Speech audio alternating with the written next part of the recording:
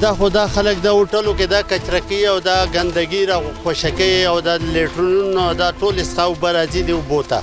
او دا پاک سینو دا به مخکې موږ څښلې او اوس چې دی د هغه څښلو نه یې خرابي کړي دي دا بوتلې ورته ماتوي او دا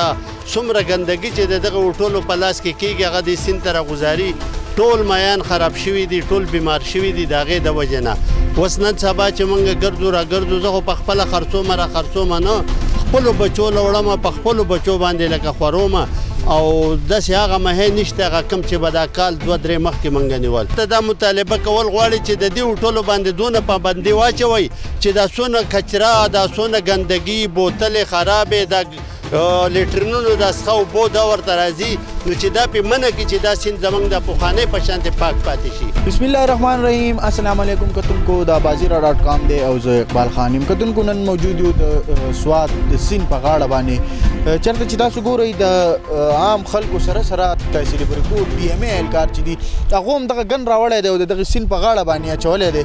بل د DMA نه طرفه دلته سلاټر هاوس پروګرام نشته نو په شاته سایډ باندې مونږ تاسو ته وښیو چې په شاته سایډ باندې که تاسو وګورئ نو د دغې خوړ په غاړه باندې قصابان هغو علالي کوي او د هغې کم ګن چې دی هغه د دغې خوړ په غاړه باندې اچوي چې کله دغه اوبه راشي نو بیا هغه ګن چې دی هغه سیند ته ځي او د سیند اوبه ګنده کوي د هوټلو والا په حواله به زه دغه ووایم چې د هغو کچره مونږ تاسو ته وښوه چې هوټلو والا رالګي او څومره د هغو د هوټلو کچره چې د هغه راوړي او سیند ته یې ورچوي نو که د دې په ځای باندې هغو د دې څه متبادل غم وکړي نو ډېره ښه خبره به وي کتونکو د دې نه علاوه بله یوه اهمه خبره چې د کم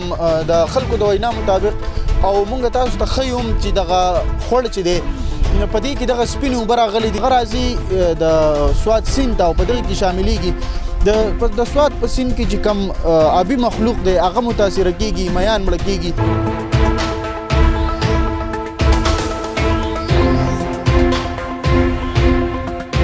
زموږ د پروګرام په اولنۍ حصه کې به تاسو کتلي د سوات سیند ته چې کم خلک ګندګي راوباسي یا هوټلو والا چې څونه ګندونه دي هغه راوباسي ولې دا هغه ایریا ده موږ څنګه تاسو ته ووي په کوم ځای کې چې د بریکوټ قصابان چې دي هغو دغه لالې کوي او دغه ګن بلا په دغه خپل ځای باندې پرېږدي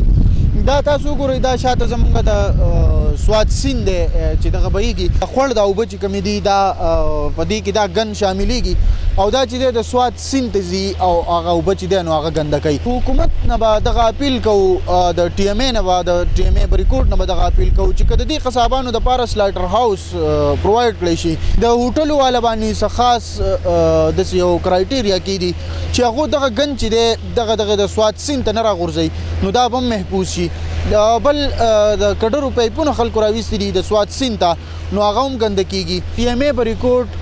که ډمپینګ ګراوند غم وکړي نو دغه تاسو مونږ تاسو ته وښول چې په د سوات د سیند په غاړه باندې د DMA ډېرو ملګرو مونږ ته دغه خبره وکړه چې دلته کې باقاعده هغو لیدلی شوي دي د هغو د وینا مطابق هغو ګن راوړي او په ظاهر هغه ګن هلته پروت هم دی چې په ټرالۍ ګن دی ولې چې دغه خو د یو کس یا د یو هوټل ګن نشي کېدی دغه د ټول بریکوټ ګن راوړي او د خوړ د سیند په غاړه باندې غورځولی کېږي ولې بل طرف ته که موږ وګورو نو د ماربل فیکټرانو کمپلټریشن پلانټ چې دی هغه خو په ښه حالت کې دی ځکه چې دا د خوړ دا اوبه چې کومې دي دا ټولې تکې سپینې بهیږي او دا په دې خوړ باندې بره که تاسو وګورئ نو ټولې ماربل فیکټرانې دي دغه سپینې اوبه چې دي یا دغه ګن چې کوم دی د ماربل فیکټرانو هغه هم دغه د سوات سیند ته راځي او په دې کې شاملېږي چې د سوات په سیند کې مخکې د دلته چې کوم ماهیګیر دي میان نیسي د هغو د وینا مطابق چې د نن نه 2-3 کاله مخکې به هغو ښه ټیک ټاک میان نیول دلته کې او